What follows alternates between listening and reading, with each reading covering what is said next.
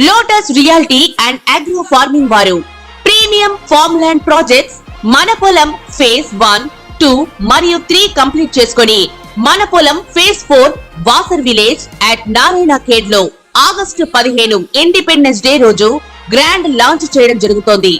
Launching మరియు independence day సందర్భంగా 5 guntas land out rate లో బుక్ చేసుకున్న వారికి 1,50,000 రూపాయల డిస్కౌంట్ తో పాటు 2 గ్రాముల గోల్డ్ ఫ్రీగా ఇస్తున్నారు. పూర్తి వివరాలకు సంప్రదించండి. ఓం మహాగణాధిపతయే నమః. ఓం గురుభ్యో నమః. ఓం శ్రీమాత్రే నమః. ప్రేక్షకులకి ఈరోజు మనం చెప్పుకోబోయే టాపిక్ ఏమిటి అంటే, మనకు చూడండి లైఫ్లో చాలా అంశాలు ఒక్కొక్కసారి ఏమవుతుంటుందంటే అది ఇంకా ఆగిపోయినట్టుగా ఉంటుంది లైఫ్లో. అది మన పర్సనల్ ఎదుగుదల కానివ్వండి, ధన సంబంధించిన విషయం కానివ్వండి, లేనట్లయితే పిల్లలకు కొంతమందికి చదువుకు సంబంధించిన విషయం కానివ్వండి, అదేవిధంగా వివాహం కావచ్చు, ఉద్యోగం కావచ్చు, వ్యాపారం కావచ్చు, స్ట్రక్ అయిపోయినట్టుగా ఉంటుంది. అసలు 12 లగ్నాల వాళ్ళకి ఇది ఎందుకు జరుగుతుంది, దీనికి పరిహారం ఏమిటి, దీనికి ఏమైనా రాహుకేతు సంబంధం ఉంటుందా అనేటువంటి అనేకమైన అంశాలు, అదేవిధంగా ఇక్కడ జాతకం ఉంటే ఓకే, మరి జాతకం లేనటువంటి వారు ఇలా ఆగిపోయినప్పుడు అసలు ఏం చేసుకోవాలి అనేటువంటి విషయాలు చెప్తుంది. నేనైనప్పటికీ కూడా చెప్పిస్తుంది సాక్షాత్ లలిత అమ్మవారిగా భావిస్తూ ఒక్కొక్క లగ్నం తెలియని వారి రాశి నుంచి మనం చూసుకుందాం. మిథున లగ్నము, మిథున రాశి. మీకు పర్టికులర్గా ఈ సర్పదోషం నేను మీకు ఇందాక చెప్పాను ఏమిటంటే, సర్పదోషం అనేటువంటిది ఎక్కువగా ఏ రాశుల్లో పనిచేస్తుంది అంటే, మీ లగ్నం నుంచి మిథునం నుంచి మూడో స్థానంలో అంటే రవి యొక్క రాశుల్లో అండ్ కుజుడి యొక్క రాశుల్లో 6, 11 స్థానంలో ఎక్కువగా మీకు ప్రభావం చూపిస్తూ ఉంటుంది. మూడో స్థానంలో మీకు ఉదాహరణకి రవి వెళ్ళి అక్కడ కూర్చున్నాడు అంటే వేరే కాంబినేషన్స్ ద్వారా వస్తుంది అనుకోండి. అది ఏ కాంబినేషన్ ఉందో ఆ కాంబినేషన్కి సంబంధించినటువంటి గ్రహారాధన చేయాలి ఏ స్థానంలో ఉందో. బట్ నేను మీకు బేసిక్గా చెప్తున్నాను. ఇక్కడ మీకు ఉదాహరణకి రాహు వెళ్ళి రవి రాశిలో కూర్చున్నాడు, అది మూడో స్థానమైంది మిథున లగ్నాత్. అప్పుడు మీరు ముఖ్యంగా తీసుకోవాల్సిన జాగ్రత్త ఏంటంటే, మీ యొక్క తండ్రి గారితో లేదా తండ్రి యొక్క బంధువులతోని లేదా ఏదో ఒక గవర్నమెంట్ అగ్రిమెంట్స్ ఉంటాయి. అగ్రిమెంట్స్ చేసేటప్పుడు కాస్త జాగ్రత్తగా ఉండాలి. ఇక్కడే మీరు ఇరుక్కుంటారు లైఫ్లో. అలాగే అంటే ఒక్కొక్కసారి కొంతమందికి అది 4వ స్థానం అయింది అనుకోండి, అప్పుడు ఎడ్యుకేషన్ మీద చూపిస్తుంది. అయితే ఇక్కడ ఇంకొక విషయం ఏంటంటే, ఈ రాహు వెళ్ళి వృశ్చిక రాశి అంటే మీ లగ్నాత్ 6వ స్థానంలో ఉన్నాడు. అప్పుడు అప్పులు ఇవ్వడం ద్వారా ఇరుక్కుంటారు. లాంగ్ టర్మ్ అప్పు ఏదో ఎవరో తీసుకుంటారు, లేకపోతే ఇంకొక వేరే వాళ్ళ అప్పు కోసం వెళ్ళినప్పుడు మీరు మధ్యవర్తిత్వంగా ఉండి వాళ్ళకి ఇప్పించి మీ యొక్క హామీ మీద తర్వాత వాళ్ళు ఎగ్గొట్టడం వల్ల మిమ్మల్ని ఇబ్బంది పెట్టడం, ఇటువంటివి ఎక్కువగా జరుగుతాయి. అదేవిధంగా రాహు కనుక ఏకాదశంలో ఉన్నాడు అనుకోండి, అంటే 11th హౌస్లో ఉన్నాడు అనుకోండి. 11th హౌస్లో ఉన్నప్పుడు ఏమవుతుందంటే, సర్వసాధారణంగా మీకు సర్వసాధారణంగా రాహు 6, 11 స్థానాలు మంచివని చెప్తారు, అందులో ఎటువంటి డౌట్ లేదు. కానీ కొన్ని లగ్నాలకి అది మంచి చేస్తూ ఒక తీవ్రమైనటువంటి విషయాన్ని కూడా ఇస్తూ ఉంటుంది. 6వ స్థానం సహజంగా రాహు కానీ కుజుడు కానీ కొన్ని పాపగ్రహాలకి ఏం చెప్తారు ఏమంటే, 6వ స్థానంలో పాపగ్రహాలు అంటే పరాక్రమం ఎక్కువ ఉంటుంది, శత్రునాశనం 100% అందులో డౌట్ లేదు. అందులో పర్టికులర్గా కుజుడు, రాహు లాంటి గ్రహాలు మరింత శత్రునాశనాన్ని ఇస్తాయి. కానీ ఇక్కడ ఇది సర్పదోషంతో కూడినటువంటి సంబంధం. అంటే ఏమిటి, శత్రుత్వాలను అనవసరంగా ఎక్కువ పెంచుకోకూడదు. 6లో కనుక మీకు రాహు ఉన్నాడు మిథున లగ్నానికి. మరి ఎలాగంటే శత్రువులు తగ్గాలి అంటే, ఒకటే, మీరు దగ్గరలో ఉండే శివాలయానికి వెళ్ళి అక్కడ అభిషేకం చేయడం మీరు చేస్తూ ఉండడం, దుర్గా సూక్తం చదవడం చేస్తూ శత్రుత్వాలు తగ్గుతాయి. మరి లాభంలో ఉన్నాడు అంటారు, మంచిది అంటారు కదా, మరి ఇక్కడేమో సర్పదోషం కూడా ఉంది అంటే ఒకటే గుర్తుపెట్టుకోండి, మీకు లాభాలు వస్తాయి. ఎలా వస్తాయి? విదేశీ సంబంధంగాను, కొన్ని యాప్స్ మూలంగాను, లేదా ఆన్లైన్ ద్వారా మీరు చేసే బిజినెస్ వల్ల వస్తాయి, అందులో ఎటువంటి డౌట్ లేదు. కానీ ఇది కుజుడు యొక్క రాశుల్లో ఉన్నందుకు మీరు చేసే బిజినెస్లో తొందరపాటు నిర్ణయాలు, అగ్రెసివ్ నిర్ణయాలు ఎప్పుడైతే తీసుకుంటారో అక్కడ మీకు ఇబ్బంది అనేటువంటిది క్రియేట్ అవుతుంది. అంటే ఇక్కడ మీరు అర్థం చేసుకోవాల్సింది ఏమిటంటే, బిజినెస్లో ఉన్నాము, సహజంగానే మిథున లగ్నం అంటేనే బిజినెస్ ఉంటుంది, కొంచెం బాగా తెలివితేటలుగా ఉంటారు. కానీ లాభరాహు అగ్రెసివ్ ఫైరీ సైన్లో ఉండేటువంటి రాహు ఇచ్చే రిజల్ట్ ఏమిటంటే, అటువంటి రిజల్ట్ ఇవ్వడం ద్వారా అది ఇబ్బంది అనేటువంటిది కలుగుతుంది. మరి దీనికి ఏం చేయాలి? ఎప్పుడైనా ఒకటే గుర్తుపెట్టుకోండి, రాహు యొక్క ప్రభావం ఎక్కువగా ఉంది అంటే మీరు సర్పసూక్త పారాయణం చేయడము, లేనట్లయితే నరసింహస్వామి యొక్క ఆరాధన చేయడము, దుర్గా ఆరాధన చేయడము, రాహుకేతు దీపారాధన చేయడము, కాళహస్తి వెళ్ళడం, ఇవి చేయండి, అన్ని విధాలు బాగుంటుంది.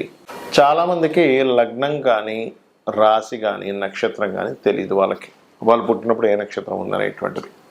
మరి అలాంటి వాళ్ళు ఏం చేయాలి? ఇక్కడ మనకి వేదాల్లో చెప్పినటువంటి కొన్ని అద్భుతమైనటువంటి అంశాలు నేను మీకు ఇప్పుడు షేర్ చేస్తాను. ఎవరికైనా కానీ గుర్తుపెట్టుకోండి, బాగా అసలు ముందుకు కదలట్లేదు అన్నప్పుడు వాళ్ళు ముఖ్యంగా సర్పసూక్త పారాయణం, అగ్నిసూక్త పారాయణం చేసుకుంటుండాలి. ఇది పారాయణం అంటే వినడం కానీ, లేకపోతే ఇంట్లో పారాయణం చేసి అభిషేకం చేయడం, ఇట్లా రకరకాలు ఉంటాయి, హోమం చేయడం. అంత చేయలేము అనుకునేటువంటి వారు చాలా సింపుల్ రెమెడీ ఒకటి చెప్తాను. మీకు దగ్గరలో ఆలయాలు ఉంటాయి, అందులో రావి చెట్టు ఉంటుంది. ఆ రావి చెట్టు కిందని సర్ప ప్రతిష్ఠ చేసినవి ఉంటాయి. అక్కడికి వెళ్ళి చక్కగా మీరు ఒక చెంబులో, అది రాగి చెంబు కానివ్వండి, స్టీల్ చెంబు కానివ్వండి, ఏదైనా చెంబు కావచ్చు, దాంట్లో వాటర్ చక్కగా నిండుగా పోసుకొని అందులో పసుపు, గంధము, ఇంకా ఎక్కువగా తీవ్రంగా ఉంటే కొంత కుంకుమ కూడా వేసి ఆ చెంబును పట్టుకొని ఆ రావి చెట్టు చుట్టూ ప్రదక్షిణం చేయండి. ప్రదక్షిణం చేసి దాని తర్వాత ఆ నీటిని ఆ మొదల్లో, రావి చెట్టు మొదల్లో వేయచ్చు, లేదా అక్కడ ఏదైనా సర్ప ప్రతిష్ఠ చేసినట్లయితే వాటి మీద కూడా వేయవచ్చు. దీంతో పాటు ఇంకొక పని చేయాలి. ఏమిటది అంటే, ముఖ్యంగా 4 గ్రహాలు ఏమిటవి? కర్మకారకుడైనటువంటి శని భగవానుడు, అంటే మన కర్మ బట్టే కదా ఇట్లా ఉంది పరిస్థితి, కాబట్టి కర్మకారకుడైనటువంటి శని భగవానుడికి, మరియు కుజుడికి, కుజగ్రహానికి, రాహువు, కేతువు, ఈ 4 గ్రహాల దగ్గర దీపారాధన చేయండి. అలా కాదండి, నా పర్సనల్ చార్ట్ పరంగా ఇలా ఉంది కాబట్టి ఆ ఫలానా గ్రహానికి, that is different. Me personal chart ఉంటే మీ పర్సనల్ చార్ట్లో అసలు ఏ ప్లానెట్ అక్కడ రిజల్ట్స్ ఇస్తుంది, దానికి దానం చేయాలా, చాంటింగ్ చేసుకోవాలా, లేనట్లయితే దానికి సంబంధించినటువంటిది ఏదైనా ఫుడ్. కొన్నిసార్లు ఎలా ఉంటుందంటే, సన్ బాగా పాడైపోయాడు, ఎక్కువ గోధుమలు తింటుండడం వల్ల ఎక్కువ ఇబ్బంది వస్తూ ఉంటుంది. అట్లా ఒక్కోసారి రెడ్ కలర్స్ వేసుకోవడం వల్ల, ఆరెంజ్ కలర్స్ వేసుకోవడం వల్ల ఇబ్బంది వస్తూ ఉంటుంది. ఆ రకంగా ఏంటంటే, ఒక ప్లానెట్ పాడయ్యాడు అనుకోండి, మీ జన్మజాతకంలో చిన్న ఎగ్జాంపుల్ చెప్తాను, సన్ పాడయ్యాడు, orange colour dresses important works వెళ్ళినప్పుడు వేసుకోకండి. ఇప్పుడు ఎట్లా అంటే న్యాచురల్గా రెగ్యులర్గా వేసుకోవచ్చు. రెగ్యులర్గా ఇంట్లో తిరుగుతుంటాము, వేరే పనులకు వెళ్తుంటాం, అలాగే ఇంపార్టెంట్ అనే అగ్రిమెంట్, లేదా ఒక పెళ్లి చూపులు, లేనట్లయితే ఒక సంథింగ్ ఒక మాట్లాడుకోబోతున్నాం, ఒక డీల్ చేయబోతున్నాం, అలాంటప్పుడు సన్ పాడైతే ఆరెంజ్ వేసుకోకండి. అలాగే మూన్ పాడయ్యాడు, వైట్ కలర్ వేసుకోకండి. మార్స్ రెడ్ కలర్, మెర్క్యూరీ అంటే బుధుడు గ్రీన్ కలర్, మార్స్ అంటే కుజుడు, మెర్క్యూరీ అంటే బుధుడు.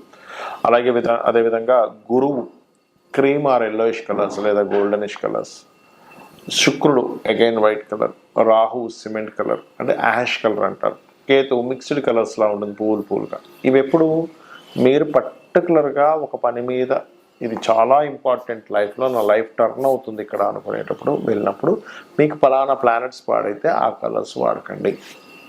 అదేవిధంగా ప్లానెట్ బాగుంటుంది కొంతమందికి, అంటే జూపిటర్ ఓన్ హౌస్లో ఉన్నాడండి, నాకు వీనస్ ఓన్ హౌస్లో ఉన్నాడండి, నాకు మూన్ ఓన్ హౌస్లో ఉన్నాడు, పాపగ్రహాల మధ్యలో లేడు, శుభగ్రహాల మధ్యలో ఉన్నా అంటాం.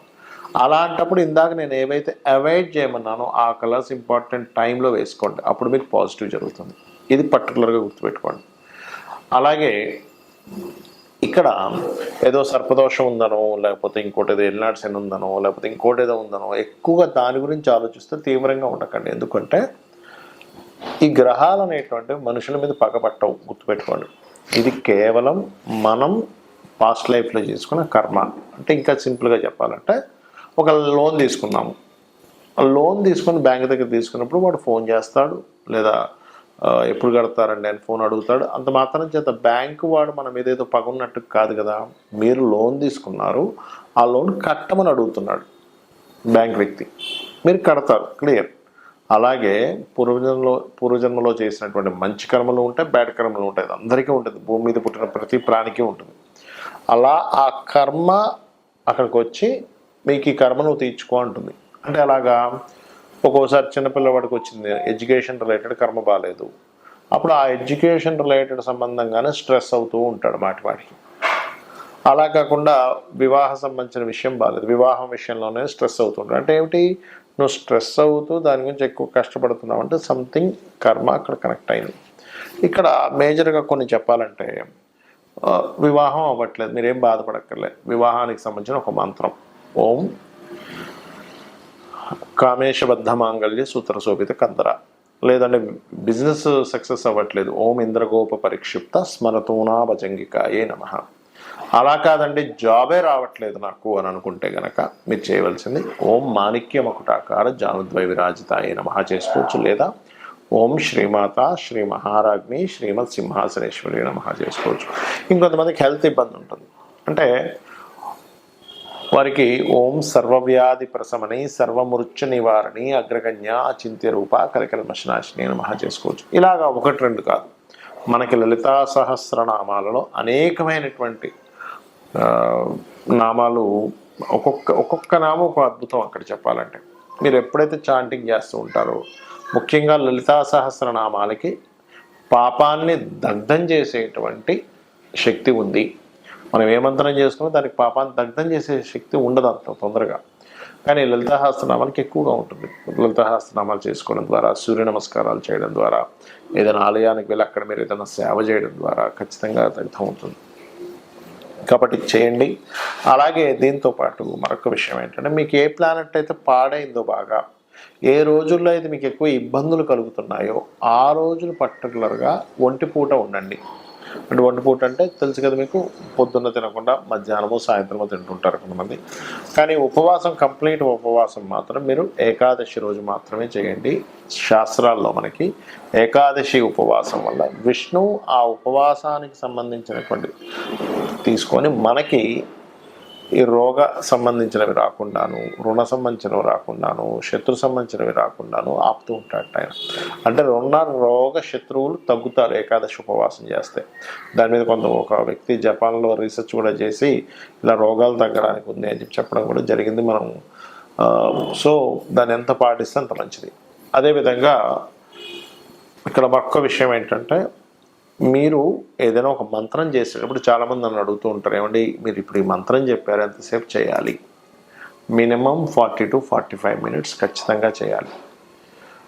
చాలామంది ఏం చేస్తారంటే కౌంటింగ్ చేసుకుంటూ ఉంటారు. కౌంటింగ్ చేసుకోకుండా అంతగా మీకు జపమాలతో చేయాలి అనుకుంటే పగడపు జపమాల దాచిపెట్టుకొని, అంటే బయటికి ఓపెన్గా పెట్టుకొని చేయకూడదు, ఏదైనా లోపల పెట్టుకొని జపమాల చేయాలి. పగడపు మాలతో చేస్తే తొందరగా ఫలితం కూడా వస్తుంది జపమాల. సో ఇది చేయండి.